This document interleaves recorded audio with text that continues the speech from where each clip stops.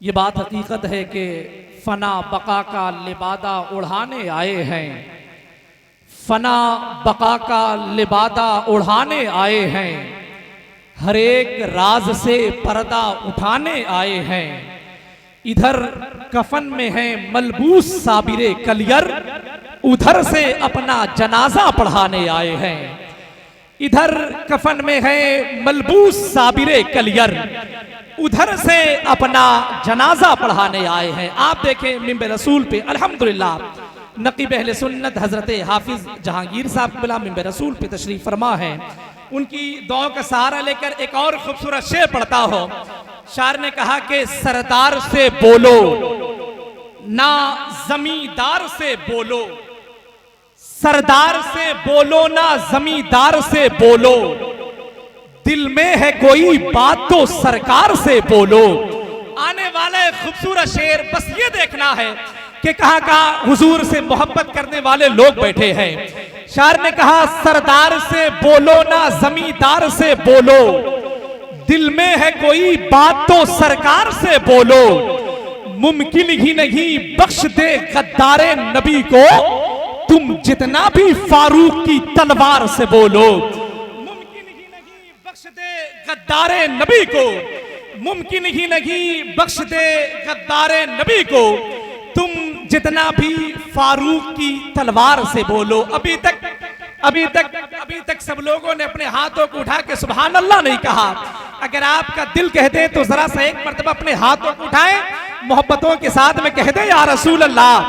देखिए एक बात यकीन जान लें कि हाथ उठाकर बोलिए या गिराकर बोलिए या रसूल अल्लाह, लेकिन दम लगाकर बोलिए। जरा हाथों को उठाएं, लहरा के कह दे या रसूल अल्लाह, जरा और मोहब्बत से कह दे या रसूल अल्लाह। ये तमाम तर शोराए कराम बैठे हैं, सबकी दुआओं का सहारा लेकर एक खूबसूरत शेर पढ़ता हो। शायर ने कहा कि हमेशा ज़ेर होते हो, जबर होते तो क्या होता। जरा कह दे सुभान अल्लाह।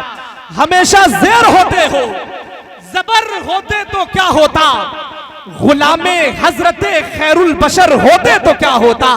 आने वाले खूबसूरत शेर के तमाम तरह अहबाब बैठे हैं, सबकी दुआओं का सहारा लेने के बाद शायर ने कहा हमेशा ज़ेर होते हो, जबर होते तो क्या होता, गुलामे हजरते खैरुल बशर होते तो क्या होता। कलामे पाक पर ए जालिमों उंगली उठाते हो, अगर इस दौर में हजरत उमर होते तो क्या होता। कलामे पाक पर ए जालिमों उंगली उठाते हो। अच्छा ये बताएं, इतने खूबसूरत मजमे में कोई इमाम हुसैन का ऐसा दीवाना हो जो मोहब्बत से एक नारा लगा सकता हो। अगर ऐसा हो तो जरा सा खड़ा हो जाए, मैं उसके खूबसूरत चेहरे को देखना चाहता हूं। जरा सा खड़ा हो जाए कोई भी इमाम हुसैन से मोहब्बत करने वाला, और जरा सा आप लोग अपने हाथों को उठा के नारे का जवाब दें। जिंदाबाद, माशाअल्लाह माशाअल्लाह, अल्लाहु अकबर। ये सादात का इलाका है। एक खूबसूरत शेर में पढ़ के जाता हूं, इंशाअल्लाह आप याद रखेंगे। शायर ने कहा मोहम्मद मुस्तफा के दीन का झंडा न छोड़ेंगे। जरा कह दे सुभान अल्लाह। शायर ने कहा एक बात याद रख ले कि मुर्गी के बच्चे को जबरदस्ती दरबे में बंद करके उसे अंडा देने पे मजबूर नहीं किया जा सकता। परिंदे के पर को बांध करके उसे फजा में नहीं उड़ाया जा सकता। दूध के डब्बे से बच्चे की लोरी की आवाज नहीं निकल सकती है। बादशाहों के दरबार में गुर्बत का एहसास नहीं किया जा सकता। रेगिस्तान में भटके हुए मुसाफिर से कुएं का पता पूछकर उसे शर्मिंदा नहीं किया जा सकता। आने वाला शायर माइक पर पूरी तवज्जो के साथ उसी वक्त सुना पाएगा जब आप खुद पूरी तवज्जो के साथ सुनने के लिए तैयार हो। अगर आपकी भरपूर तवज्जो हो तो जरा सा एक मर्तबा मेरी मोहब्बत में नहीं, आप उस नबी की मोहब्बत में अपने हाथों को उठाएं जिस नबी की मोहब्बत में आप इस जलसे में आए हुए हैं। जरा सा अपने हाथों को उठाएं, मोहब्बतों के साथ में कहते हैं सुभान अल्लाह। जरा और मोहब्बत से कहते हैं सुभान अल्लाह। मोहतरम भाई ज़ैनुल आबदीन साहब, मोहतरम भाई एहसान शाकिर बैठे हैं, भाई सदाकतुल्लाह साहब क़िबला की दुआ का सहारा लेकर के। शायर ने कहा मोहम्मद मुस्तफा के दीन का झंडा न छोड़ेंगे, हुसैनी हैं शहादत का कभी जज्बा न छोड़ेंगे, और उठाकर अपनों की लाशें फलस्तीनी ये कहते हैं ये जान दे देंगे लेकिन मस्जिद अक्सा न छोड़ेंगे। उठाकर अपनों की लाशें फलस्तीनी ये कहते हैं, उठाकर अपनों की लाशें फलस्तीनी ये कहते हैं। देखिए आप हजरात की मोहब्बतें शामिल सफर हो रही है। शायर ने कहा कि यूं तेरे हाथों में मेरे हाथ का मतलब क्या है, ये अंधेरे में मुलाकात का मतलब क्या है।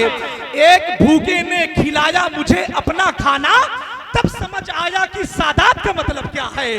एक भूखे ने खिलाया मुझे अपना खाना, तब समझ आया कि सादात का मतलब क्या है।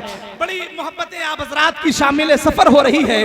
मैं आपकी इस खूबसूरत समात को बहुत बहुत मुबारकबाद पेश करता हूँ। आइए गुजारिश करूँ सरखान रसूल जनाब मोहतरम सदाकतुल्लाह साहब बिला कौशाम्बी से माइक पे तशरीफ लाएं, नारों के साथ में इस्तकबाल कर लें।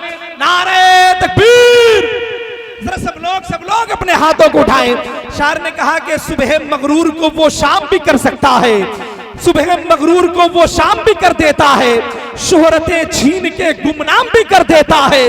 वक्त से आंख मिलाने की हिमाकत ना करो, वक्त इंसान को नीलाम भी कर देता है। ये बात हकीकत है कि हर कोई जमाने का वली हो नहीं सकता, हर कोई जमाने का वली हो नहीं सकता, और साहिबे औसाफे जली हो नहीं सकता। मत तौल उन्हें अक्ल के मीजान में जाहिद, जो अक्ल में आ जाए अली हो नहीं सकता।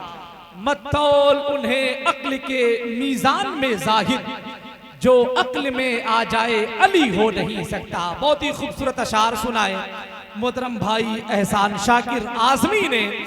मैं बहुत बहुत मुबारकबाद पेश कर रहा हूँ। अगर आपका दिल कहते तो आप जहाँ बैठे हैं वहीं बैठे बैठे जरा से अपने हाथों को उठाएं, एक मर्तबा मोहब्बतों के साथ में कह दें या अली, और मोहब्बत से कह दें या अली। ये देखें, ये तमाम तर शोरा इज़ाम बैठे हैं, ये उलमा इकराम बैठे हैं। ये बात हकीकत है कि अगर कोई किसी पीर के नाम पे अपने हाथों को उठाता है, अगर कोई किसी शायर, किसी खतीब, किसी नाजिम, किसी इमाम के नाम पे अपने हाथों को उठाता है, तो उस पीर के नाम पे हाथों को उठाने की सुन्नत उसके मुरीदों की है। लेकिन पूरे रुए जमीन पर सिर्फ एक जात है मौलाए कायनात की, जिसके नाम पे खुद मेरे आका ने अपने हाथों को उठाया है। गदीरे खुम में मेरे आका ने हजरत अली के हाथ में हाथ डाल करके बुलंद करके फरमाया था, मन कुंत मौला फहाजल अलीयुल मौला, यानी मैं जिसका मौला अली उसका मौला। तो जरा सब लोग अपने हाथों को उठाएं। हजरत इमाम जाफर सादिक फरमाया करते थे कि जिस जमीन, जिस इलाके, जिस घर, जिस गार्डन, जिस कैंपस, जिस मोहल्ले, जिस मैदान में मेरे जद्दे अमजद मौलाए कायनात का जिक्र हो जाता है, 40 दिन के लिए उस जमीन से बलाओं को उठा लिया जाता है। और कसम खुदा की अगर आप हजरत अली के नाम पे अपने हाथों को उठाएंगे तो आपके हाथ की ताकत कम नहीं होगी, बल्कि अल्लाह आपके हाथ की ताकत को और बढ़ा देगा। शायर ने कहा कि शिकस्ता हाथ पैरों में भी ताकत आ ही जाती है, अली का नाम लेता हूं तो हिम्मत आ ही जाती है। और अली की जंग को मैंने कयामत कह दिया तो क्या, अली जिस जंग में आए कयामत आ ही जाती है।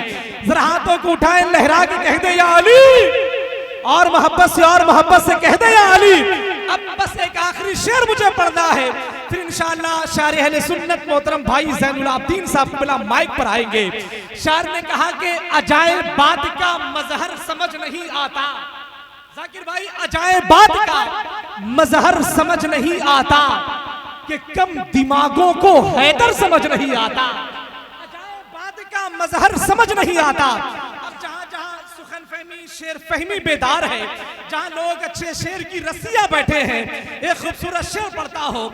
शायर ने कहा अजायब बात का मजहर समझ नहीं आता, कि कम दिमागों को हैदर समझ नहीं आता। किसी बुजुर्ग की सोहबत से फैज हासिल कर, अली किताबों को पढ़कर समझ नहीं आता। किसी बुजुर्ग की सोहबत से फैज हासिल कर, अली किताबों को पढ़कर समझ नहीं आता। मैं बड़े अदब और एहतराम के साथ में गुजारिश करूं, लेकिन हजरात ये बात हकीकत है कि हमारे जलसों में करबला वालों का जिक्र होता है। हजरत अली का जिक्र होता है, लेकिन और सहाबी किराम का इतनी कसरत के साथ जिक्र नहीं होता। मैं सिर्फ इतना कहना चाहूंगा कि मोहब्बत के जली उन्वान को क्यों भूल जाते हो, मुहिब्बाने जलीलु शान को क्यों भूल जाते हो। अली का जिक्र करना भी जरूरी है, मगर साहब अबू बकर उमर उस्मान को क्यों भूल जाते हो। अली का जिक्र करना भी जरूरी है, मगर साहब अबू बकर उमर उस्मान को क्यों भूल जाते हो। आइए हज़रात बड़े अदब और एहतराम के साथ में शहर कानपुर का सफर तय करते हैं, जहां की कोख से बड़ी बड़ी कदावर शख्सियतों ने शेरो अदब के हवाले से खुद को बाहर निकाला। मुल्क बैरोने मुल्क नबी के नात के चराग की शमा की लौ को तेज किया है। इन्हीं में से एक बहुत ही खूबसूरत लहजा, एक मुअत्तबर लहजा, एक बाअसर लहजा शायर अहले सुन्नत, शायर मसलके आला हजरत मोहतरम भाई ज़ैनुल आबदीन कानपुरी मैं आप जैसी खूबसूरत समातों के हवाले कर रहा हूँ। जरा से अपने हाथों को उठाएं, मेरी आवाज से आवाज मिलाएं, नारों के साथ में इस्तकबाल कर ले, नारे तकबीर। जरा सब लोग अपने हाथों को उठाएं। शायर ने कहा कि मुअर्रिख जब जुनूने इश्क की तफसीर लिखते हैं, हर एक अच्छाई को इस्लाम की जागीर लिखते हैं। हमारे कद का अंदाजा नहीं तुमको जहां वालों, फलक पे खून से हम नारे तकबीर लिखते हैं।